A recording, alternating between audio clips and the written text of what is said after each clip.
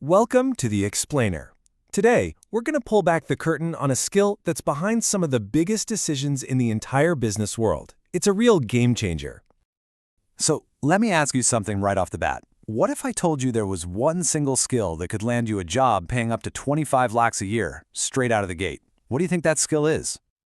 And yeah, you heard that right.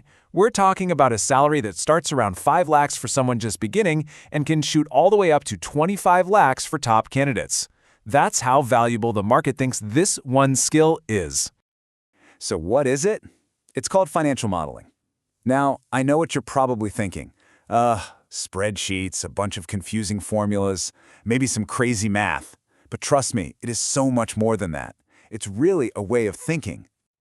When you boil it all down, financial modeling is really the art of solving a financial problem by building a model to understand it. The spreadsheet is just a tool, you know? The real magic is in the logic, the structure you build to get to the answer.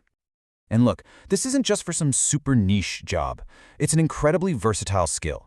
It's basically the language spoken in all the big league finance jobs, whether you're in investment banking trying to figure out what a company is worth, in corporate finance forecasting a budget, or doing equity research trying to pick winning stocks. Okay, enough with the theory. Let's make this real. We're going to dive in and look at a company that pretty much everyone in India knows, Maruti Suzuki. We're going to build a super simple model to predict their revenue step by step. So how would you go about predicting Maruti sales for next year? Well, the simple way is to just look at last year's growth and kind of slap that same percentage on again. It's quick, sure, but it's a total black box. If you're wrong, you have no clue why. But the smart way, the modeler's way, is to break that huge revenue number down into its core pieces, its drivers. It's all about understanding the why behind the what. So where do we even begin? Well, funny enough, we don't start with Maruti. We start with the entire market. The very first driver we need to understand is the total size of the pie. Just how many passenger cars are sold across all of India in 1 year. And that number, it's huge. Last year, the entire Indian car industry sold about 43 lakh cars. That's 4.3 million. That's our starting point, the whole pie. All right, now that we know how big the whole pie is, the next logical question is, how big is Maruti's slice? Out of those 43 lakh cars, how many belong to them? And their slice is, well, it's absolutely massive. Maruti holds a colossal 44% of the entire Indian passenger car market. Just think about that for a second. For every 100 cars sold in this country, 44 of them are a Maruti. See, now we're getting somewhere. Okay, so we have the total market, and we have Maruti's share of it. The final piece of our puzzle is the money. On average, for every single car they sell, how much revenue do they actually bring in? In the industry, they call this the average realization. And for Maruti, that number is right around 7 lakh rupees per car. Now remember, this isn't the sticker price of a Swift or a Brezza. It's the blended average across every single car they sell, from the smallest to the biggest. And just like that, we've built our model. See what we did? Instead of one big wild guess, we have 3 logical levers: total industry sales, Maruti's market share, and the average price. You multiply those together and boom, you have a solid, defensible revenue forecast. A real modeler would then dig even deeper, asking what drives each of those levers. So that gives us a really powerful way to look at revenue. But making money is only half the picture, right?